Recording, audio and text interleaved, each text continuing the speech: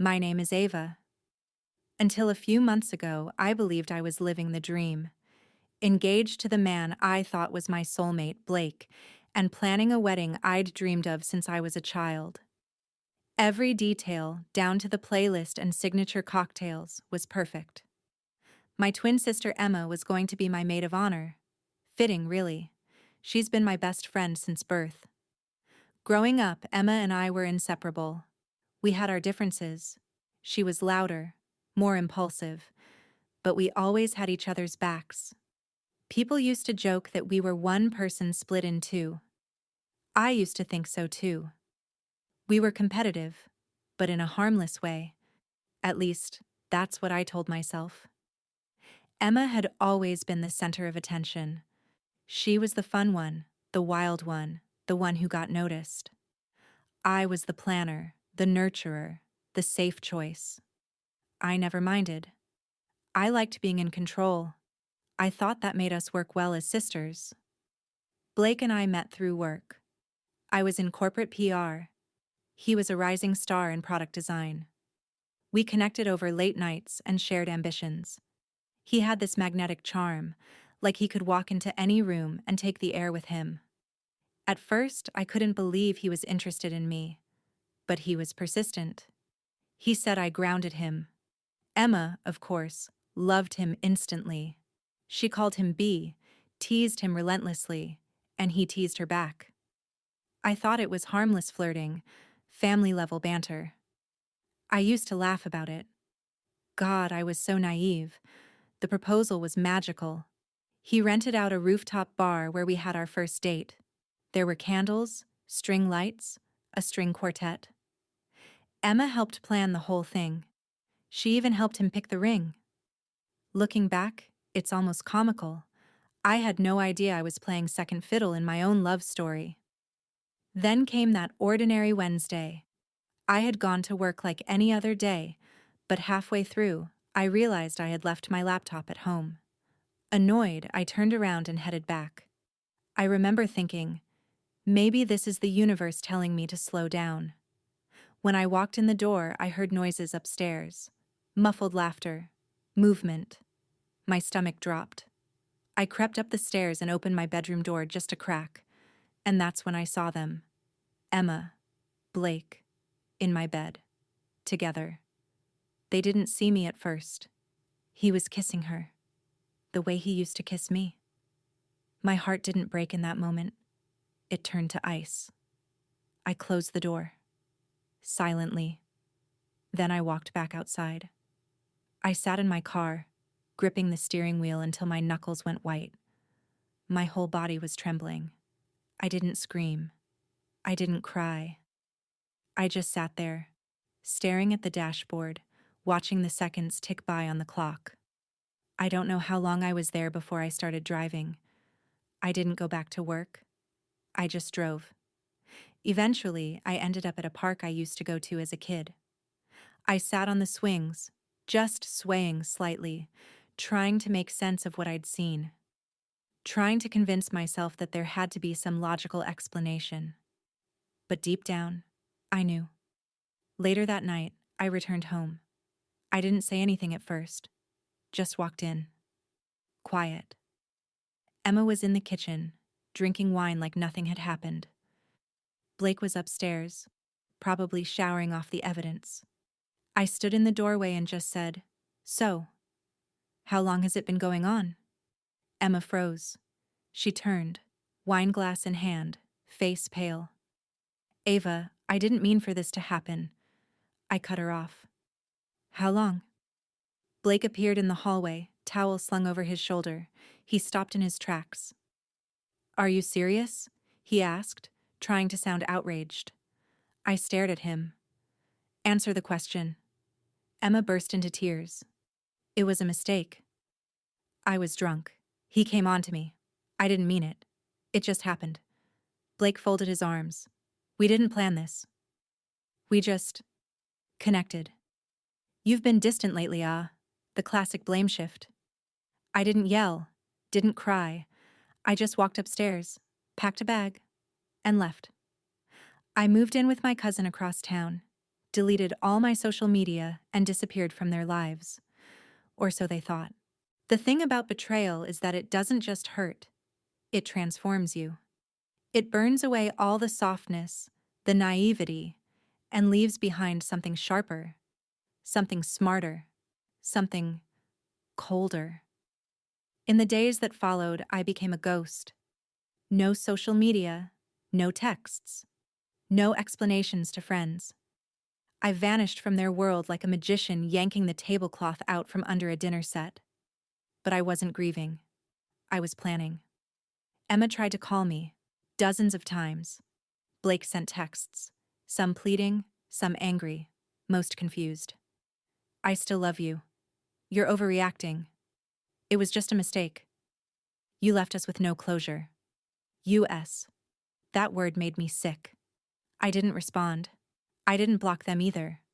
I wanted to see them squirm. I wanted them to feel the weight of silence, of uncertainty. But I knew it wouldn't last. Emma's conscience has the lifespan of a fruit fly. Blake? He'd just rationalize it all away. That's what narcissists do. Sure enough, 3 weeks later, they went public. A photo on Instagram, Emma and Blake at a vineyard, holding hands, smiling like they'd just won the lottery. Caption: Sometimes love finds you when you least expect it. Yes, she used the ring he proposed to me with. The comments were a dumpster fire. Some friends were confused. Some were disgusted. But others, they celebrated it, called it fate, said it was meant to be. That was the moment I stopped being sad, and I started getting angry. You see, Emma and Blake didn't just betray me. They rewrote the narrative. They painted themselves as the star-crossed lovers who had no choice. And me? I was the uptight ex who abandoned them. I couldn't let that stand. So I made a list of their weaknesses, their pressure points, and how I'd hit each one without them even knowing it was me. The first step was information. I started a burner Instagram account and followed them both. Easy. Emma never bothered to check who follows her. She craves attention too much. Through that, I pieced together their lives. They'd moved into my old apartment, the one I had decorated. My throw pillows, my kitchenware, my goddamn spice rack. Emma had taken over my wedding planning spreadsheet and started editing it for their fresh start. Same venue, same date. They even kept my florist. The audacity was so overwhelming it looped around into comedy. I got in touch with the venue, told them I was the original bride and that I'd had to cancel the wedding due to an irreconcilable breach of trust. Then I booked that same venue for a women's empowerment conference that day instead, under a different name. I emailed the florist, canceled the order, said the bride had eloped and wouldn't need them anymore. She thanked me for the heads up. I even contacted the dress boutique and warned them Emma might try to return a dress not under her name. It was stolen, I said calmly. There's a police report. I didn't need revenge that screamed. I wanted revenge that whispered. They wouldn't even know it was me. Then came the pièce de résistance. Blake had just started a new job, a startup in fintech. I did some digging, found out his boss was a woman named Miranda who happened to be extremely active on LinkedIn. She loved motivational stories, so I crafted one. From my burner email, I sent her a message. Hi, Miranda. I thought you should be aware of the kind of man representing your company. Attached is evidence of my former fiancé Blake, who cheated on me with my twin sister, then used my wedding plans and personal finances to start his new life. He's never reimbursed me. I'm sharing this because I think your brand deserves transparency. What he does in his personal life is his business. But when it affects others, it becomes everyone's business. I attached screenshots. Nothing too damning. Just enough to raise eyebrows. A week later, Blake's job title on LinkedIn changed from lead strategist to nothing. He'd been let go, Emma posted vague, teary-eyed stories about life-throwing curveballs and trusting the process. I smiled. But this was just the beginning.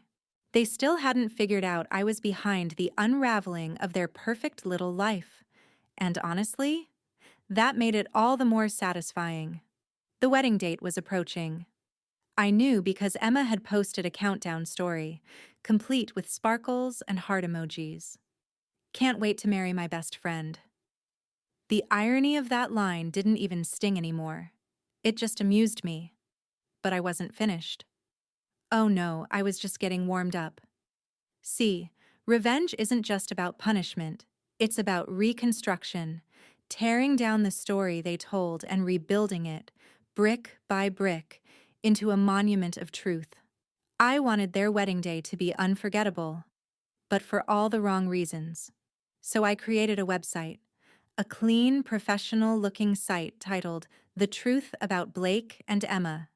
It included a full timeline, when they started sneaking around, the overlap with my engagement, screenshots of flirty messages, quotes from mutual friends who were disgusted, and of course, pictures.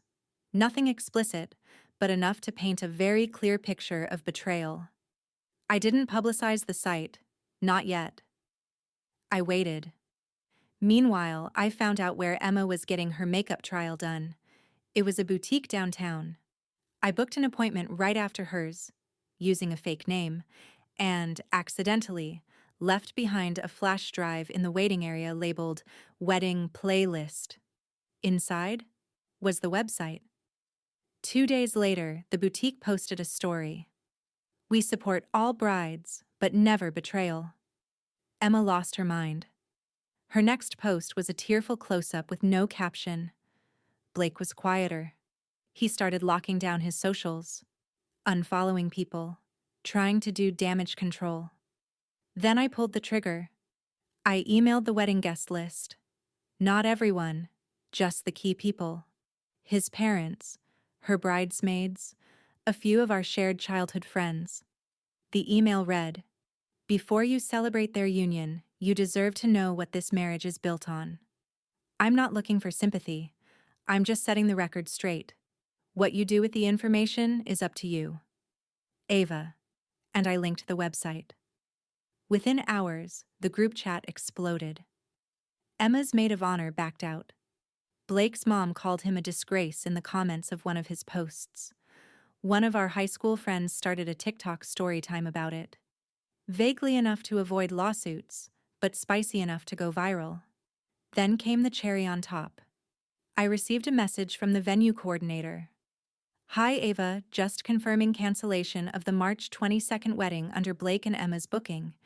The deposit is non-refundable, as outlined in the contract you originally signed. Let us know if you'd like to use the space for something else."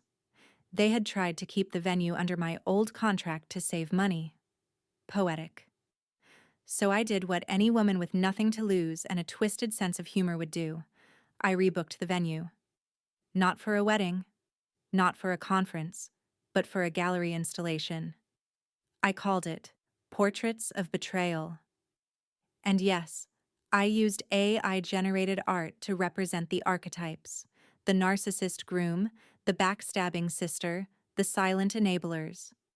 The event was private, invite only, but the pictures I posted afterward, they were public. The final image was a silhouette of a bride alone at the altar, holding her own hand, with a caption, "Sometimes the best person to marry is yourself." It got picked up by a feminist blog, then BuzzFeed, then Twitter. Emma and Blake? Radio silence. People online speculated. They guessed? They tried to piece it together. But no one knew it was me. And that, my friend, is how you take back the narrative. The public humiliation was only the start. I knew Emma and Blake. Their entire identities were built on external validation. Blake, especially. He was climbing the ladder at a boutique finance firm, all crisp suits and LinkedIn posts about hustle culture. Emma was trying to pivot into being an online lifestyle coach. Her feed was all green smoothies, morning routines, and fake inspiration. So I decided to remove the foundation they stood on, reputation. I had some help. Remember Maya? My old college roommate. She now worked in PR crisis management. We'd stayed close.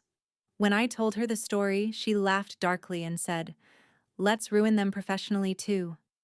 First, I sent Blake's firm an anonymous tip. Just enough breadcrumbs to spark suspicion. I didn't need to lie. I just forwarded screenshots of his text messages from when he was still engaged to me and starting his relationship with Emma. Attached were photos of him drinking during a work trip with a potential client. Nothing illegal, but wildly inappropriate, especially for the firm's strict code of conduct. Blake was put on leave within a week. Emma's downfall was swifter. Maya helped me write a thread. A long, detailed Twitter exposé framed from the point of view of a concerned client who had trusted Emma for lifestyle coaching, only to discover she had built her brand on betrayal. We posted it at midnight on a Sunday. By Monday morning, it was trending. Emma's coaching site went offline by Tuesday. But still, they didn't know it was me. And that ate at them. I received a message from an unknown number. "You win. Just tell us it was you." Please, I didn't respond. Instead, I booked a massage. I started going on walks again. Bought flowers. Rewatched movies I used to love. In a twisted way, their betrayal gave me back something I hadn't realized I'd lost. Myself. Then I received an email. From my grandmother. She was old school. Didn't know the full story. All she knew was the wedding was off, and Emma and Blake were keeping a low profile. She wrote, "I don't understand what happened between you and Emma, but I hope one day you'll forgive each other. Life is too short." And for a second, I paused. Was it too much? Had I gone too far? But then I remembered the night I walked into Blake's apartment and saw the two of them, laughing like I never existed, like I was just a stepping stone. Number. I hadn't gone far enough. So I planned one last message, an envelope, sent to both of them. Inside, a wedding invitation. It was a mock-up of the one they never got to use. Same fonts, same flowers, same layout. But the names? To celebrate the union of two people who deserved each other, finally exposed in all their glory. And the RSVP line? Please respond with regret. They moved cities after that. I heard through a friend that Blake changed jobs, and Emma deleted all her socials. Me? I started writing, telling stories, sharing my truth, disguised as fiction. And people listened, because betrayal isn't rare. But the revenge? Oh, that takes artistry. People often ask me, those who know the full story anyway, whether I feel guilty. Guilt is a funny thing. It's slippery, shape-shifting. Sometimes, when I'm alone and the world is quiet, I'll feel it tug at me like a cold wind through a cracked window. But mostly, I feel clarity. In the months after Emma and Blake disappeared from my life, I rebuilt. Not just a routine, but a whole new version of myself. I moved to a smaller apartment, sold the ring. I used part of the money to take a solo trip to Portugal. No itinerary. Just the ocean, cobbled streets, good wine, and a new journal. I began writing daily. At first, it was just thoughts, fragments of memory. But soon, characters emerged, some too familiar. I fictionalized the betrayal, turned the pain into a story, gave the protagonist more control than I ever had in real time. And I published it. Self-published, technically. But it caught fire on TikTok, of all places. Readers connected with the rawness. They'd leave comments like, "This story healed something in me I didn't know was broken." Or, "I thought I was alone until I read this." That's when I realized, what Blake and Emma took from me, I took back tenfold through my words. But revenge has a half-life. Eventually, the adrenaline fades, the fire cools. There was a night, maybe 6 months after it all, where I found myself scrolling old photos. I saw one of me and Emma at the beach.